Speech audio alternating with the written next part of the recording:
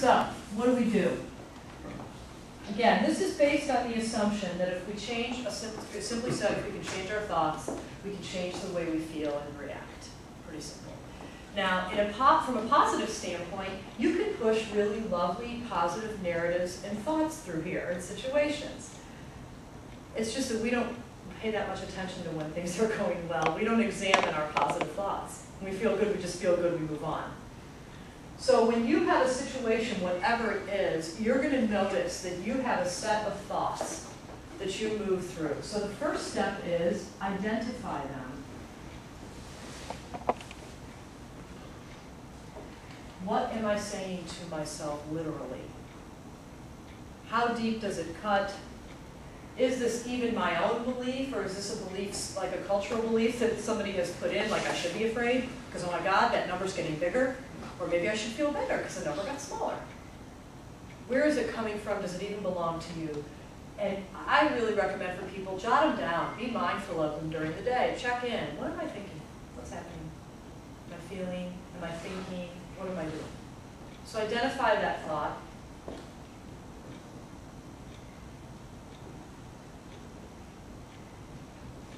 This is kind of where we miss, I think, especially in relationships, when we're communicating those thoughts.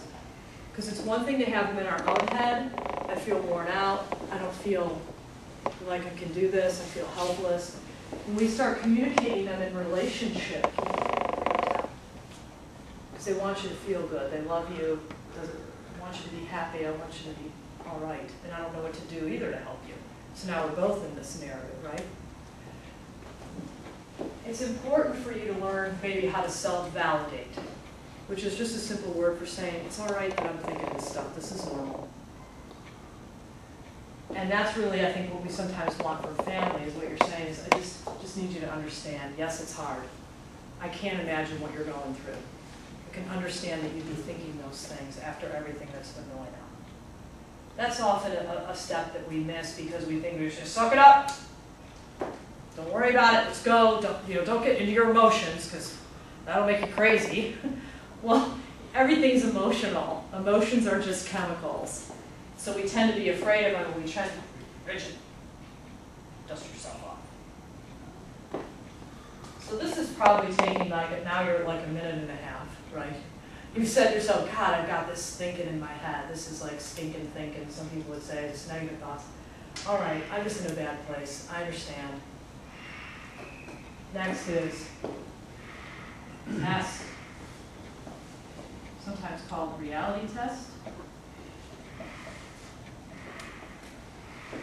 Automatic thoughts, by definition, are distorted and negative, which means they cannot be proved beyond a reasonable doubt. They are not always true. You could always poke a hole or two in them, and this is back to my example with my mother that I try to help her see. Maybe it's not always this way. Maybe there was a time when. Okay? So you really want to test those thoughts out. Somebody, if you want to share your own or someone else's, give me a really juicy, negative, automatic thought you have around this process.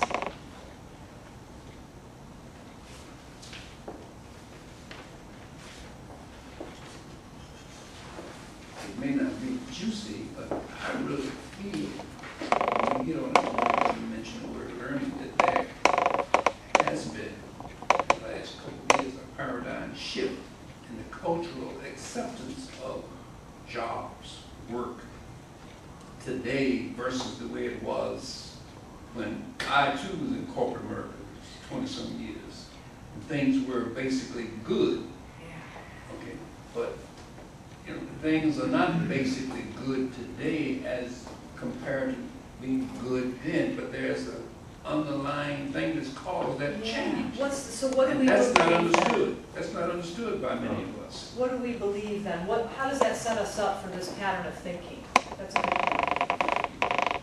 It really doesn't help too much unless you get into it. You have to establish a mindset around that. You're just going from sun up to sundown, thinking how good things were, and it ought to be that way now. It's kind of like the safety net's been pulled out from underneath. Yeah. Yeah, I came out of you know, X 20 years from the manufacturing side of the world. Big furniture, textile manufacturing, automobile. And it's in China now, and it's like, Ain't coming back. it's not coming back, and we don't see the answer. So, I don't see nothing replacing it. I mean, I saw it build homes, families, careers, take care of a lot of people, feed a lot of families. Yeah. But that big momentum generator has left us. Yeah. Okay. Excellent examples.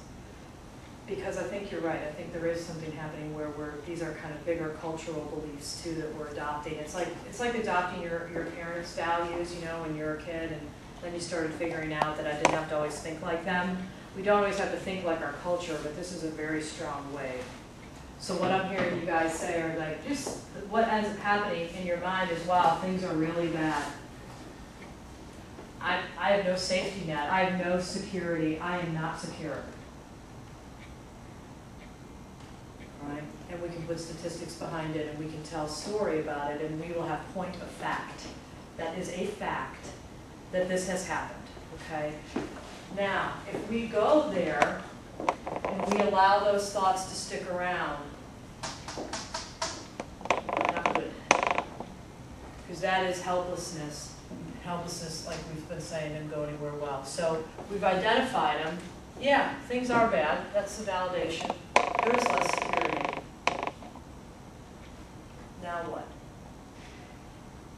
Are these true for me in this moment today?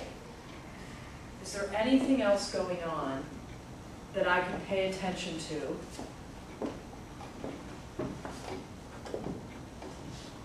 distract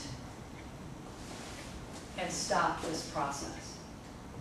So this requires you to be an observer of your thought process and to notice, okay, yeah, these things are true. If I stay here, I'm going to have more pain. I'm going to feel more stress.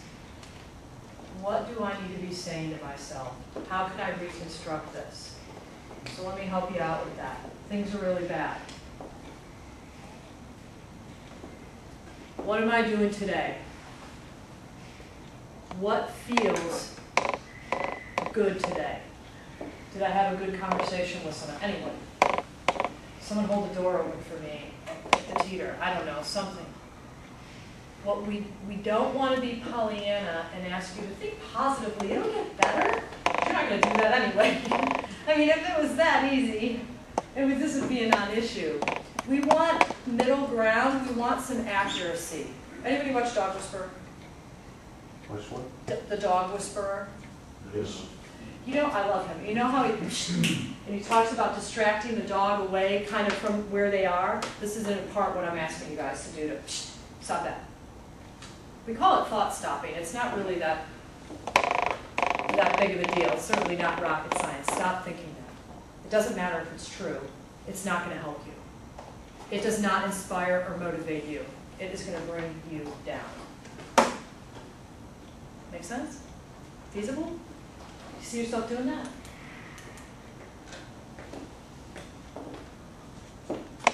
Anyone? Easier said than done. Absolutely. What would be the easy part? Languishing in despair. What do you think the easy part is for you? Right now, I can't. You asked me 8 weeks ago, I've been giving you a good answer right now. I can't give you an answer. Right now I feel stuck.